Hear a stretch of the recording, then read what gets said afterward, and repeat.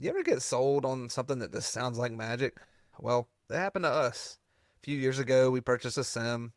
They supposedly were going to have a team of experts that were going to help us build rules, tune alerts, and guide us. Except that really never happened. A year after we got it, we bailed early, and we learned the hard way. Never signed 3-year deals based on just promises. In this episode, we're going to break down how to see through the sales pitch, what really matters when you evaluate tech. Anthony and I are going to talk about 2026 and some of the things we're excited about evaluating next year. All right, Anthony, another episode. This episode we called Beyond the Sales Pitch, right? And man, it seems like we're getting hit with the sales pitch every day, doesn't it?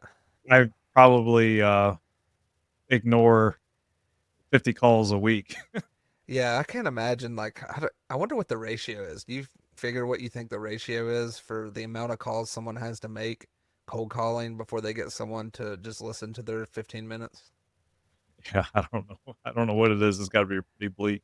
But Uh, they wouldn't keep doing it if it didn't work. I guess that someone somewhere is waiting to be able to talk to someone. But I know most of the vendors are always telling me, "Hey, do you have 15 minutes for us to run through this?" And I always tell them, if I gave every person 15 minutes, I wouldn't get anything else done. But anyway, of course, there are going to be people, whether it's a cold call or whether it's like you actually going out and doing an evaluation of something. We are going to have to go through evaluation. So I thought it might be cool to talk about how we do evaluations, right? Now, I'm sure we have some different processes. So, Anthony, how do you guys start? You're looking for a new product. Like, what does that look like, and what's your first step? Really, just because it takes so long to get through all the hassle with vendors, I hate to say it that way. If you're wanting to look at a product, like it's not like you can call them and in 10 minutes get something scheduled. Like you got to have multiple conversations and it just takes forever to finally get to something. So we try to do a lot of weeding out before we even talk to a Mm-hmm. vendor. And so more and more, we're just reliant on our peers. We're very fortunate in the co-op world. I know we do things differently. All of us do things differently, but we all have the same problems that we got to attack. And anyways, we're more and more reaching out to our sister cooperatives and seeing what are you using for this product and get a couple examples, and then once we get through that, and even outside of that, like I'm looking at Reddit, you really get an honest peek at what people think on Reddit about a solution or a software. So between Reddit and the sister cooperatives, and even talking to some county local government people, we do that before we even reach out to the vendors. Yeah, I think you mentioned something though that I think you might actually do first is you talked about starting with the problem, right? Yeah. Um, you have to start with the problem. Like, what do you? And I think maybe we don't define this well enough. I think sometimes we're like, we need something for email security. We're like, what is that, right? Email security is a pretty broad term. Like, what do we actually need? Well, we need something that helps block out phishing attempts and allows our users to have like an AI evaluation of any emails so that we're not having to evaluate them, right? That's like a lot more specific.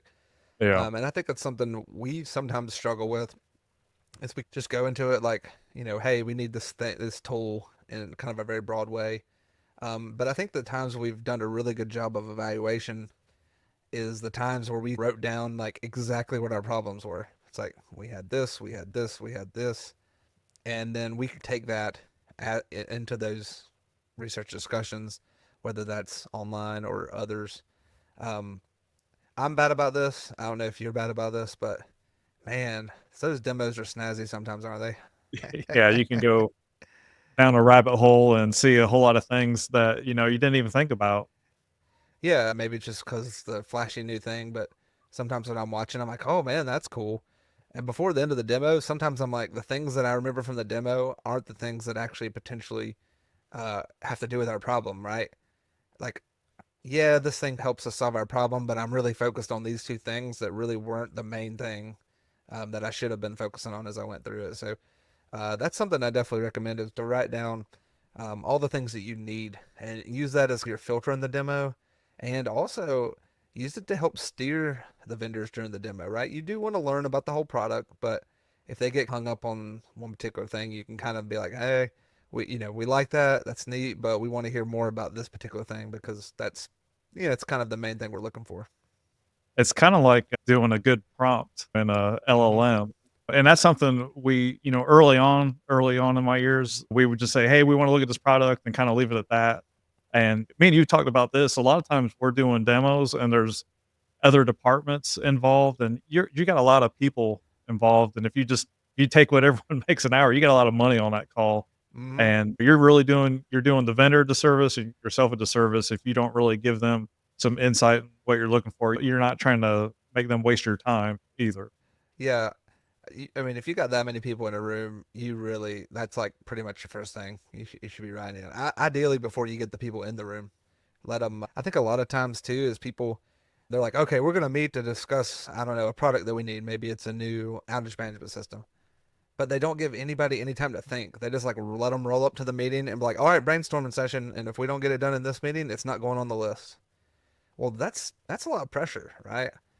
Sometimes you think of things you might need as you're doing your job. So I highly recommend if you're going to be evaluating a big group like that to kind of let people know and let them have like a few weeks to like think about it.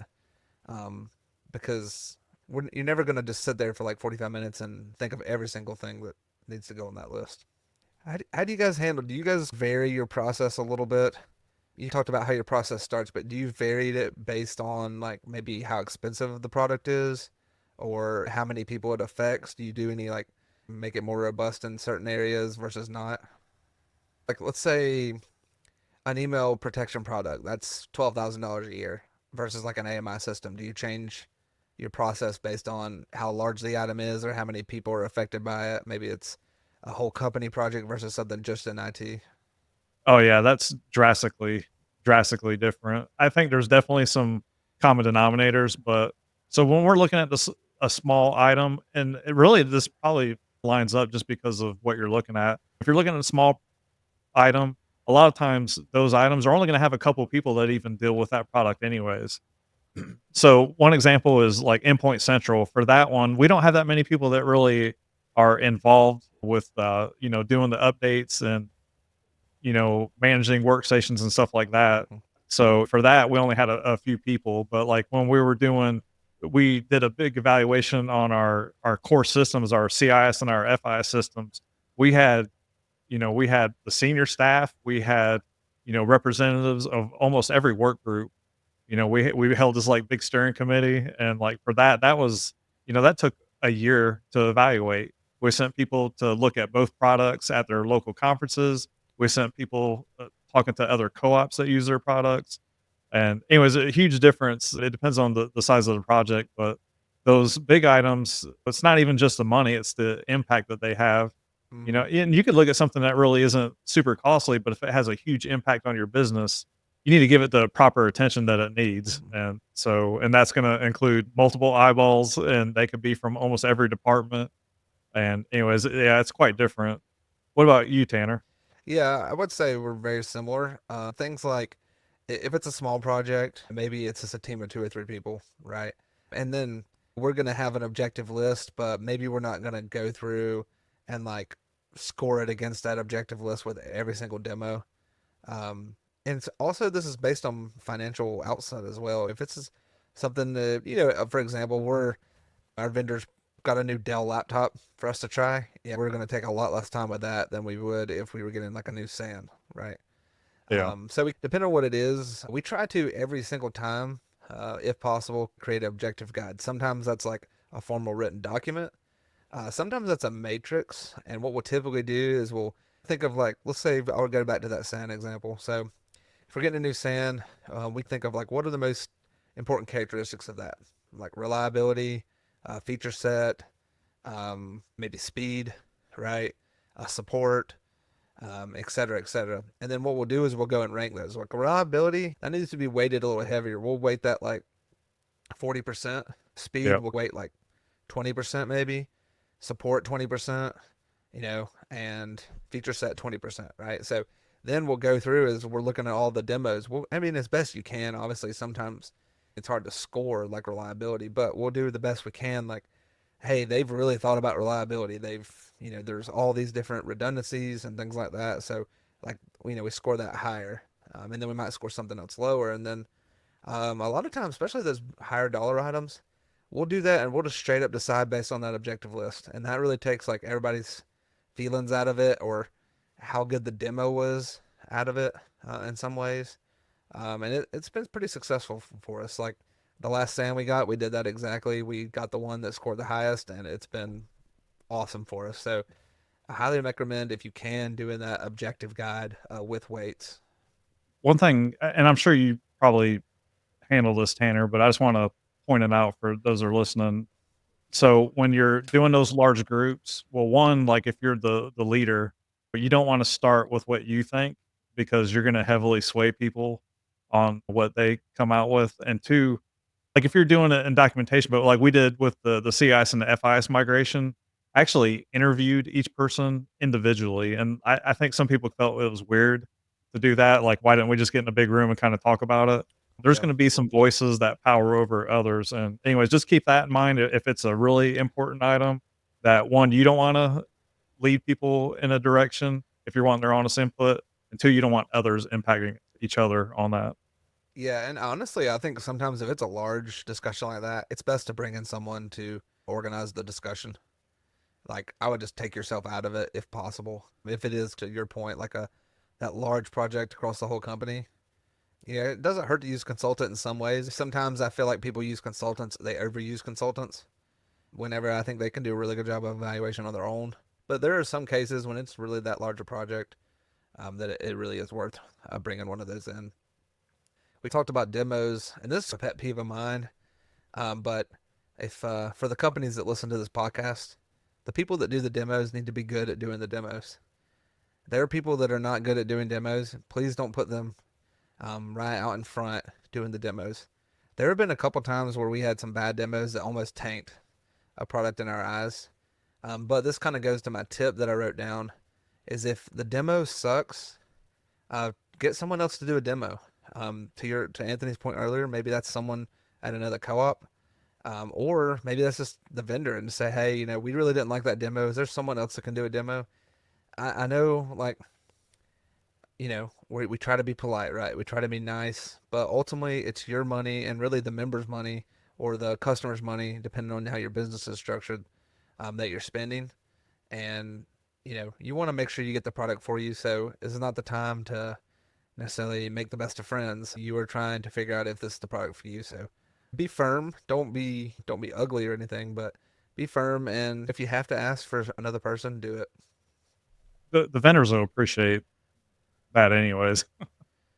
Oh yeah, I always tell people, I don't know. Hopefully, I don't ever come across as mean or anything, but I always tell the vendors like I'm gonna be pretty transparent with you. If we're not feeling your product, I'm just gonna tell you we're not, because I don't like.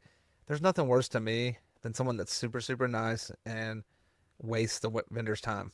Like, cause I don't want a vendor wasting my time. I also don't want me to waste their time. I know it's their job, but if they're spending time with me, they're not, and I know for sure we're not going with their product, then they could be spending time with someone else. So I don't want to get in their way either. So we talked about like the scale of the project, Anthony, but you're doing a new product, right? Because so you've seen these demos, you've made that objective list, you're comparing things, you're scoring these products. If it's a new product, do you have any kind of rules surrounding like how long you're willing to do a contract with that person if it's a brand new product? This is something I've really changed my tune on. A lot of times it's either annually or 3 years. On occasion, you may get longer than that, like a 5-year contract. And, early on, like I would just let's do it for 3 years and I'll say this though, things have changed. Like a lot of times when you would do a 3-year rate, like there would be quite a bit of incentive to do that. Mm, Well, I haven't really seen much incentive for anyone to do a 3-year contract with any vendor. Usually the only thing incentive they'll give you is, "Oh, we won't raise your rates, every year." yeah, Like, exactly. Thank you. it's not at the most you're getting like 10%. So, well, one, I guess I'll say this, like my tune has changed, but also I think the incentives are not there anymore quite as much as they were. But I'm very reluctant. And you mentioned like the SIEM. We've had some instances where we thought something would be great and it just wasn't. And when we did all of our due diligence, like we talked to other cooperatives, and now, Hmm. granted, maybe it's good for them, but that doesn't always mean it's going to be good for you. Like we looked at one. It was basically a product for third party vendors to access our network. And we talked to several co-ops and they vouched for this product and we got it. Fortunately, we only did sign a 1 year contract. That was one of those things we were very tempted to do a 3 year, just because we got such a glowing feedback from other cooperatives and the demo went like awesome. We're like, this is like a no brainer. And Mm, fortunately, we did that at 1 year and then we had a terrible time. We had terrible time with our vendors accessing the network. The tool wasn't reliable. It was impacting our vendors trying to support us. And anyways, and we quickly changed to another product and haven't looked back since. So I'm finding myself more and more where I just want to do a 1 year just to really shake things out. It's very rarely I would do 3 years now, not until after we did that first year, and then once we get a year under our belt, like I don't have a problem signing a long term contract then. yeah, I fall right along with that. That's why I told that sim story. Because yeah, we did a 3 year with them, and I said a year. It might have been a year and a half, but by the about the halfway mark, we were like, this is not going to work for us. And man, what a crushing blow! It's not just crushing because like it's not the product for you, but also that you're just going to have to live with it. If you're going to do it, get that 1 year contract on new things. And then after it's proven itself, yeah, definitely do the 3 year. If it's kind of a mature technology, every once in a while we'll do a 5 year. Like Yeah, if it's a license for a Switch or something like that, and we will do 5 years because Switches haven't necessarily had drastic upgrades in the last 10, 15 years, other than some speed upgrades. But and then with security stuff, we almost always do only a year. We won't even do 3 years, and that's not because of vendors not giving us some sort of benefit per se. That's just because cybersecurity changes a whole lot, and I don't want to get stuck anymore. Because man, you think, oh, like CrowdStrike for example. We'll say CrowdStrike I think is pretty well known as being a top level EDR. Something could come out that could pretty much invalidate how CrowdStrike does stuff in like 6 months, and then what would you do if you had that 3 or yeah. 5 year contract? You're like, well, we just aren't able to protect our endpoints against this anymore. And CrowdStrike's not insanely expensive, but imagine with something that's got you got a lot more financial investment in. All right, so let's take a quick break, Anthony. And while we're at break, to the listeners, if you're enjoying this, please help us out by following us so you never miss an episode. You can follow us right here wherever you're listening, catch the show on YouTube, and we'd love to hear you. So connect with us either on social media or through our email, and definitely try to share this with someone. I think I want to challenge all the listeners this week. I know we all have a good network of people. Share the show. Help us grow the show. We want to bring on additional guests, some more higher profile guests. And we can do that with your help and by you helping us out by sharing this and making it grow. So, with that, we'll get back into it. So, how do you feel about proof of concepts, Anthony? Let's say you're doing an evaluation. I think proof of concepts are pretty valuable.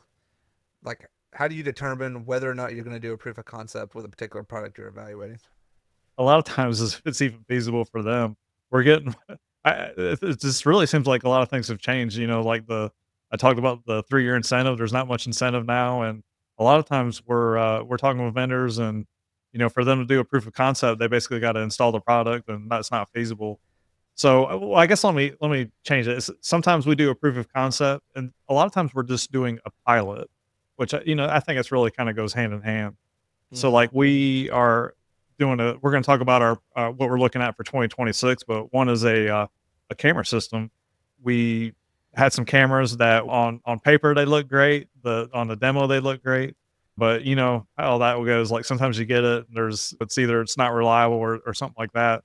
So, we did a pilot with some cameras. We bought a few cameras for one substation, and anyways, this is one of those things where, shortly after getting them, like, this is the real deal. This is the ticket. Like, it's just like advertised. So yeah, for it depends on what it is, but we definitely lean towards doing those when it's either a proof of concept or a pilot project. Actually, I can't think of a good proof of concept.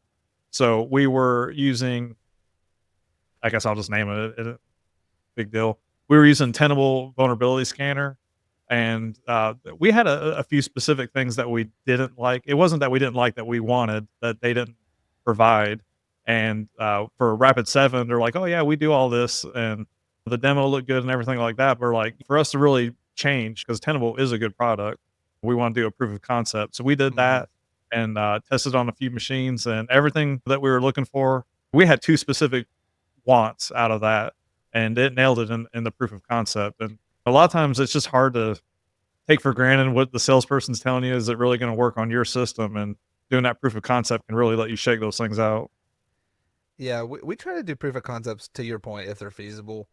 Sometimes this is just not the case. But a lot of times, like for example, I'm going to talk about something about kind of video conferencing in rooms. So if you're working with the vendors, a lot of times they can get a hard piece of hardware and bring it up and test in your environment. Or for I know we've done this in the past, like a laptop, like a certain model, we were able to get one, or we just bought one. To your point, but with email protection software, we've actually done proof of concept with 3 different vendors. Um, it was just a little easier, of course, because kind of putting something in your email flow is not as complicated as certain other things. Uh, so we did it more, and we do. I will say caution. I will caution everyone, and we look at this as how long. Even if we do a proof of concept, let's say we want to do two and want to kind of bake 2 things off. How much investment are we going to have to put in this with our time? Mm. Because we're whatever proof of concept we do. Let's say we do one or two or three. That's time we have to take away from the normal stuff that we're doing. And it could be, in some cases, I wouldn't call it wasted time, but let's just call it less productive time if you don't end up doing that. So I think there's a sweet spot. I wouldn't do too many because depending on how involved it is, it could take a lot of time. And I think this is one of those things, to your point earlier, that you can scale depending on the project. Like, with certain things, you just can't do it, right? Like to do a proof of concept, let's say you're doing a new meter system or something like that. You really can't do a bunch of proof of concepts. You're talking about meters that have to be installed in someone's house. It's very convoluted. But if you can, like with the email protection, it does make a lot of difference. One thing I do love about a proof of concept that I think you don't get in the demo is how does the management interface feel, right? Mhm. With a lot of these products, you see the management interface, but they're going through it and they do this every single day. They are going through this demo every single day, so they're smooth with it. But then when you get into it, how intuitive is it? Because I don't care if we've had a product for 5 years, we're not going to know as much about it as mostly as the demo guy. It's just we have too many products we're doing. So that does really help. So if you can do it and it doesn't take too much of your time, definitely highly recommend it. You talked a little bit about kind of references. Um, how do you do references? You talked about maybe just reaching out to peers. Are there other kind of methods and mediums you use to try to get references on things? One I forgot to mention earlier is we have a managed security provider, and they do Mm-hmm. like our SOC, and they help us out with cybersecurity. We definitely take references from them, and anything that we've got a lot of trust with them, and if they reference something, that means quite a bit with us. But as far as dealing with the vendors, sometimes you ain't got a choice. Like the vendor will give you a reference, and there isn't anyone else that's in your field. And it's not necessarily to get us being in co-ops, like getting a reference from someone outside of the industry is definitely not a bad thing. We just lean towards talking to co-ops first. We really try to find our own references that the vendor doesn't give us, because the vendor is not going to give you a reference that isn't going to just wholeheartedly say it's a great product. Yeah, So we always yeah, try to most of find the our time. own. Yeah, we kind of do the same thing. We try to find references if we can. Usually, we use kind of industry message boards and stuff like that, if possible, or a kind of email list. To your point earlier, co-ops are really good about sharing information with each other. Local government as well. So we're part of both of those groups, and so we'll usually try to gather feedback from those. But also, I try to use my LinkedIn network somewhat. There's people that I went to school with that work in similar positions at regular private companies, and if I know they use certain products, then I'll try to reach out to them as well. Um, I think I don't think we got um, into every single granular detail, but I think that's a pretty good overview how we go about things. So recapping, focus on your problem, right? Start there. Figure out what size group you need, how many people need to be involved. Make sure you have objective list before you walk into demos. Try to score it if possible, and then just right size things. Scale up if you need to, scale down, And just be careful with those demos, making sure you're standing up for yourself and you're not buying long-term contracts of things like I mentioned earlier with the SIM. But yeah, overall, I think that's a good brief overview. We're going to kind of change gears a little bit. We just talked about how we evaluate things. So, what have you been evaluating, Anthony? So it's no secret to you because we reached out to you, but we've been looking at micro-segmentation software. And I guess the hard part for us is, we've looked at two products so far, and they both seem to be great. So we're having a hard time with that. We don't have to make our mind up now. We're just going to budget to where we could do whatever product we want to go with. But anyways, that's been interesting to see different solutions out there for that. Yeah, actually, as you were speaking, I was thinking of like, I'm going to call it a bonus tip. So, bonus tip time. Do two evaluations. Evaluate before you put it in your budget, and then evaluate it again before you actually purchase something. Because sometimes that could be almost a year in certain cases, or maybe over a year, and things change. So don't get like a take lock there where it's like we've decided we are going with company A, and then when you get to the time, it's just like, all right, company A, call them up. At least give it maybe not quite as full as the first time, but at least a little like look around and just be sure because technology changes pretty fast. A year's a long time, so. But yeah, microsegmentation is a good one. We've been looking at some container tools, and really around a couple different areas. We see containers as becoming more and more a part of what we do versus just traditional virtualized machines.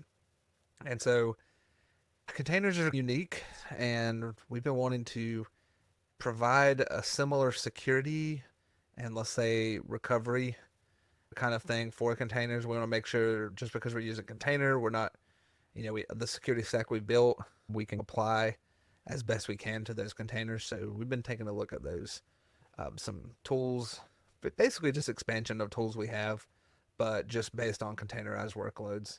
And that kind of leads into really another thing too is virtualization. I think that's that's a hot topic. So we've been taking a look at a product called OpenShift, and just seeing if we want to maybe do a small deployment. To your point, maybe a pilot of that, just because we can use it, and I think a lot of people are looking on the virtualization front.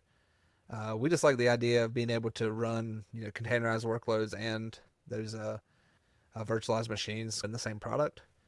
Not a lot of options to do that, so something we're looking into. Yeah, and we did do demos of. I mean, we looked at OpenShift and we looked at a few other products and talked to some vendors and had like kind of their experts on to talk about that. Anyways, interesting enough, it's kind of related, but we're actually going to do a pilot. Well, I shouldn't say this. It's going to be it's going to be the real deal. We're going to build a Azure cloud instance, a compute instance. We've got some small things in there right now, but this is going to be something that we're actually going to be. It's going to be a tool base that's loaded in that infrastructure and something we'll be using on a regular basis, and some of our end users will be using. So that'll be interesting to see how that shakes out. Yeah, so I wanted to. My next thing on the list is also on your list, so I thought this would be a good one to talk about. Starlink. We have used Starlink. We have used it in kind of emergency scenarios with the hurricane last year, but I'm going to look at maybe a broader deployment of Starlink. So, trying to figure out how that works when it's scaled.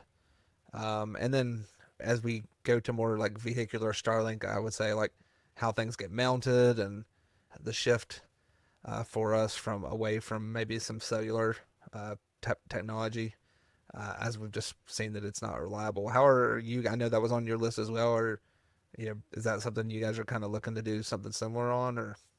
Initially, we're just looking to be able to fail over to it if, say, we lose all of our circuits. But I'll say this: I know there's some other use cases that I'm hoping that we can utilize it for. And so we do meetings across our territory, and there's some of those locations where there's not cell service. There's not Mm. too many, but there's some out there. And for a lot of these meetings, connectivity is pretty much a must have.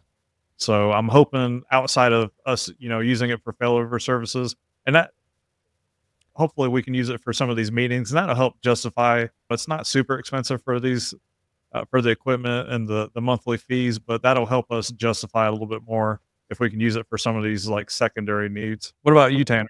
Or- Yeah, email protection is another thing on our list. I talked a little bit about it earlier. Unfortunately, in today's world, I think even with all the tools we do have and the techniques we use, we still have to rely a little more on humans than I would like. So trying to figure out in ways, different ways where we can try to, I don't want to call eliminate because I don't think you can ever really eliminate it, but let's say reduce human exposure or reduce the human element in our cybersecurity protection. I would say so. I know we're looking at it right now, but this is not something that we're really going to get done until pretty much starting in next year. So the tuning of that and all the accoutrement that goes along with it is a big part of 2026 for us. I'm just curious, did you have a product before? We had a traditional like just filtering product.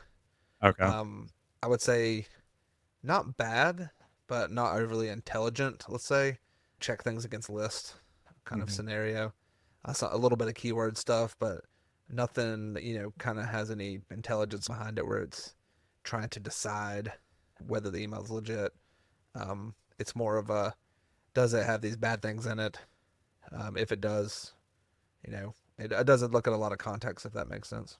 So next we've got I'll kind of bulk up two items. We've got some end of life devices. We've got some switches that are going end of life, and this hurts my heart. We've got a huge amount of wall displays in our dispatch area, and they are all end of life, and that's just a weakness waiting to be exploited. And anyways, we're going to be replacing them. We're changing out the hardware completely. So these were like basically like displays with a computer embedded in the back, and which I guess it's still the same technology, but it's a whole lot cheaper. The product that we had to replace them, it would be over $250,000 to replace them with Whoa, the yeah, same amount. And we're going to go to the Dell. I think they're like the 75-inch displays with the and we can put a computer to hook up to them, and those are significantly cheap. Don't get me wrong, like they cost a little bit of money, but it's going to go from like 250,000 to we can do it for about 50,000 with the Dells. that's nice. Yeah, with the 250, you'd have to have a large group for that evaluation. so, um, so something that and I don't really honestly know exactly where we're headed on it, because it is pretty new. But something's been heavy on my mind is the transition I would say from cybersecurity tools that are looking for things executable processes on the computer, which is still needed, of course, but we're moving from I don't know 50 executables on the computer to a few. And most of that's the browser stuff. So everything's becoming browser based, whether you run it locally or whether it's a cloud software as a service or something like that. Of course, there's interaction with the OS, but so we're looking at some sort of a way to maybe enhance our browser protection. I know there are enterprise browsers out there. There are tools that kind of embed themselves in existing browsers. So again, these are the kind of those things that I was talking about, pairing this up with that email protection to try to enhance security in ways that like we don't have, as much ability in now. The browser, it's its own little environment in there, and if you're not able to see inside what's going on inside that browser, then you have a lot of risk, whether that's credential harvesting or other things. So looking at some tools that might can help us in that regard. I guess I could have lumped this up with the other one talking about end of life. Another big project for us is our server 2016 retirement. So server 2016, the extended support, I believe it ends in January of 2027. And I've been behind the eight ball on the end of life OSs, and I don't ever want to do that again. So we're heading that up. Or we've actually already started on it, but we've got a few vendors where we're gonna have to pay them to migrate us onto a newer server version. So for those that we are having to pay for, we've got quotes from all of them, and Mm. got that budgeted for next year. So gonna put 2016 to bed. Yeah, those things sneak up on you, don't they? You're like, oh yeah, we just made a new server, and you're like, oh, it's 5 years old, and in 3 years they're gonna EOL that thing. Honestly, Server 2016 has been around for quite a while, so good on Microsoft for holding it as long as they have. Pretty much 10 years, and it's hard to ask for much better than that. But it's a little thing, but something that we're looking into as well is signature management. Now, this might be something that's really more focused on us, but we have standardized signatures for emails, which we actually wrote a script, homegrown script that's worked really, really well doing that.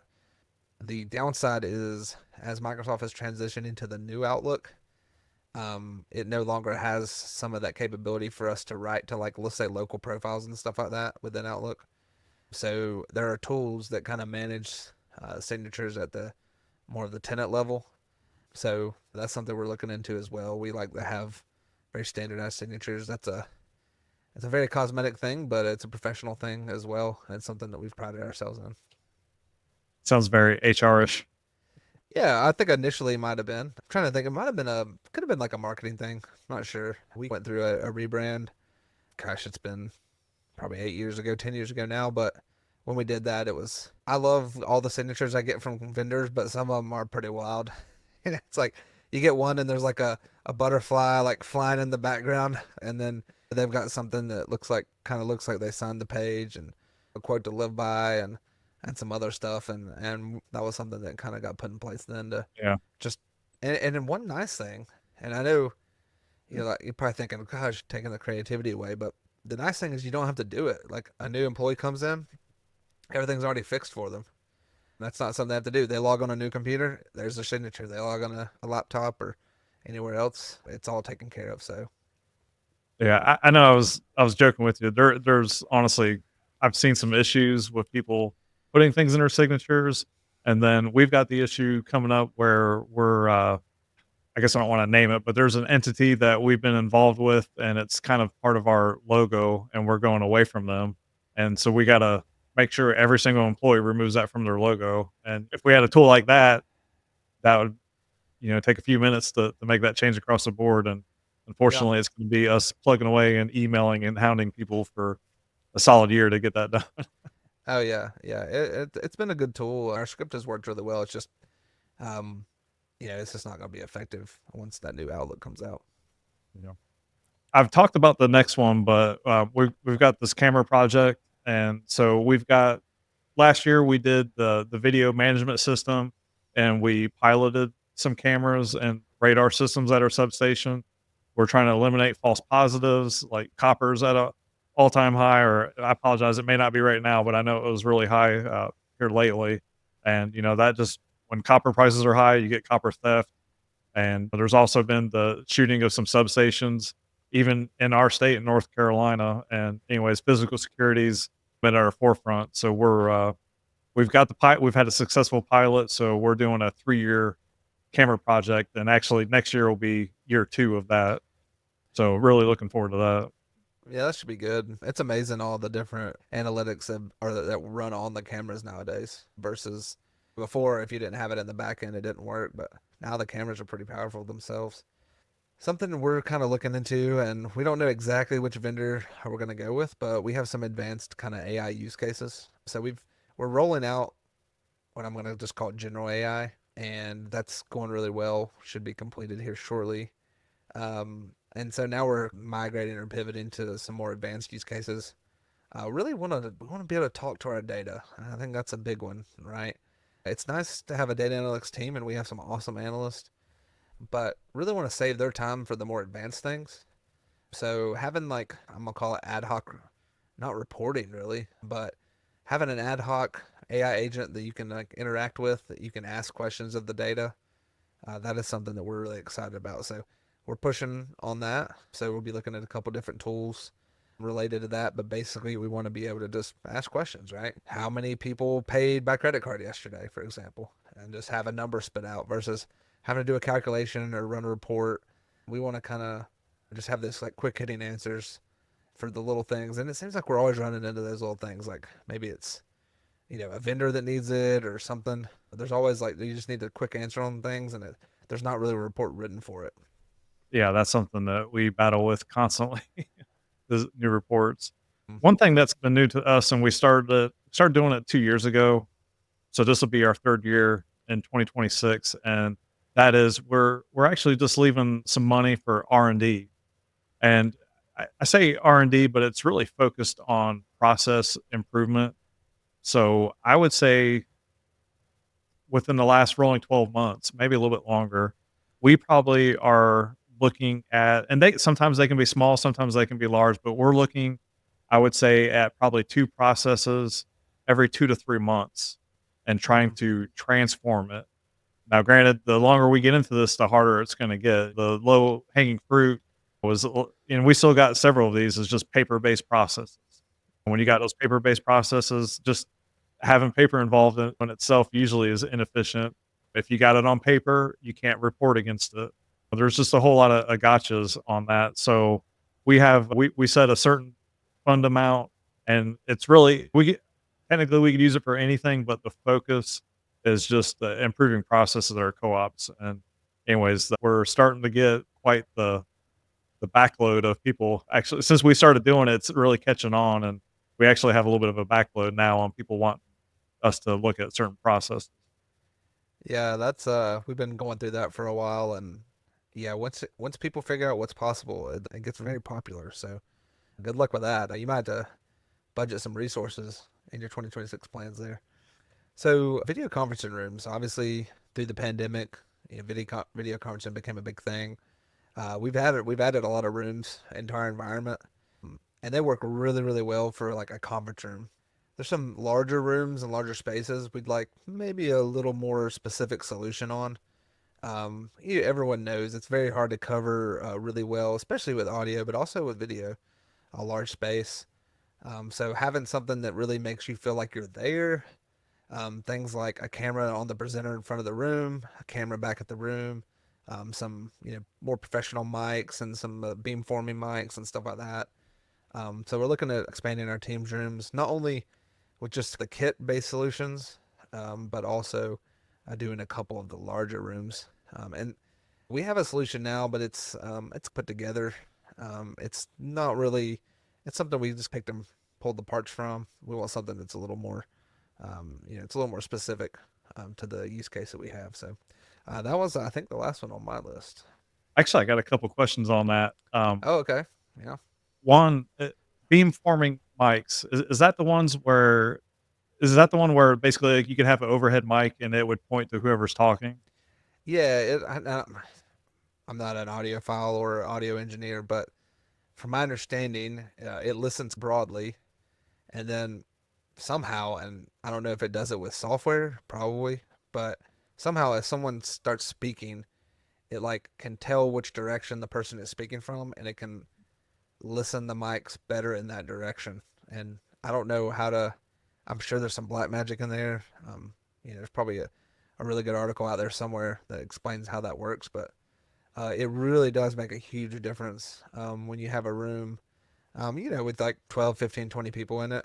Um, and I think it's the beamforming is a part of it, but also just having multiple mics. Yeah. Having a room that has several of those mics makes a big difference because with all the technology we can do, you can't cheat physics. And if you got a microphone element, just like we're talking on here, and you're close to it, it's going to sound a lot better than if you're 45 feet away from it. Yeah. So having multiples, helps fill that in and just makes it a better, more pleasant experience for the person on the other end and for the person attending because, I've seen those conference room mics where they're kind of right in front of someone's mouth, but then someone wants to lean back a bit or whatever, and then before long you can't hear them. So just trying to make that experience a lot better. I guess the other one is it's not a question, it's a something I've learned on, and unfortunately I waited too long to learn on it. But so there's no secret. IT, if it plugs into an outlet, we're responsible for it. It feels like at some point, Yeah. and we've been in charge of like the audio in the rooms. And I complained several times. I'm like, we're not audio professionals. We'll Yeah. try our best. But I think it was just this year we had some pretty good equipment, and we brought in a gentleman to tune our audio system. And oh my gosh, that has made like the biggest difference. Cause like you said, we've got some people They want to be about 6 feet away from their mic, and then they're like, Mm-hmm. looking at me like, you need to turn that up, and I'm like, you need to scoot up about 5 feet. Yeah. Yeah. But this gentleman went through and did the different frequencies and stuff like that, and tuned each mic. And what we're able to do is turn up the gain without having feedback like significantly. Yeah. And anyways, it is drastically, and it was, he made it look so easy. I guarantee I could have never done it, but he made me think like, I'm like, "Oh, I just need the app and I could do this." And he had an iPad Pro, and apparently the iPad Pro actually has some high-end mic into it. He Hmm. explained it. He's like, "You can't do this with a regular iPad, with an iPad Pro." And he had an app, and basically he would generate a tone, and then he would turn it up until it would give feedback, and then he would damper down those frequencies, and he just did that across the different frequency range. And Jeez. anyways, Yeah. like, I'm like, "Man, I wish we had this guy years ago." For every field, there's that guy, right? Yeah. And to your point, yeah, sometimes we kind of have to wear a lot of hats. Sometimes, especially if you want the cream of the crop, right? In a particularly specific area like AV, yeah, I think it helps to bring in somebody. So that's kind of what we're doing. We're gonna have them kind of design a room for us versus us trying to. We got a decent solution. Does it work? Yeah, sure, it works. But is it ideal? Probably not. So. You know, one last item we've got, and it's doing a pilot. And matter of fact, this will be year 3 for this pilot, is gonna be using Copilot. So we did a pilot for it, probably started it, I guess really it was really 2023 into 2025, and probably it ended in the, I don't know, like the second quarter of 2025. And we had a couple of people on it, and honestly, I was one of them, and we were severely disappointed. It just Mm-hmm. really couldn't do anything well. Not just, just using it as an LLM. It wasn't good at referencing stuff in Excel and everything like that. Um, but in talking with you, and also I've seen it with my own eyes. We had a gentleman. He uses the free version, of Copilot. Like, it's basically just a web based. It doesn't tie into his documents or anything. And man, that thing is really, they've really transformed that product, and it's doing quite well. So we're going to take another stab at it. Mm-hmm. We knew when we were testing it, we're like, this is kind of like beta for Microsoft, and it's going to significantly change. But unfortunately, during that duration we had it, it didn't really make the cut. But anyways, I've seen it with my own eyes. Like, it's definitely come around, and we're gonna take another stab at it, see if we want to roll it out to more of our employees. Yeah, I think they have improved it quite a bit, and I think honestly in today's world with AI, like if you don't like something, just check back in 3 months, right? It's probably gotten better, or maybe been completely replaced. Who knows?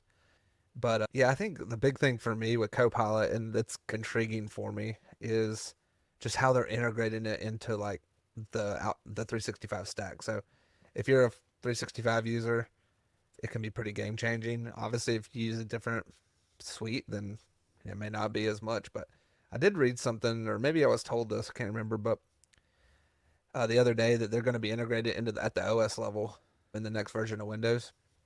So that'll be interesting. You could like be like chat to the Windows and be like change my sound output from my headphones to a speaker bar or something without having to know where that is. That would be a Um, game changer for end users.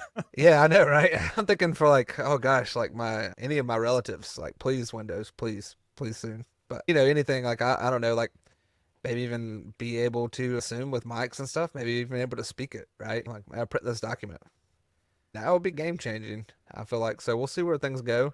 But I was reading again. I was either reading or someone was telling me about an article where that was their plan. So I'm curious on that.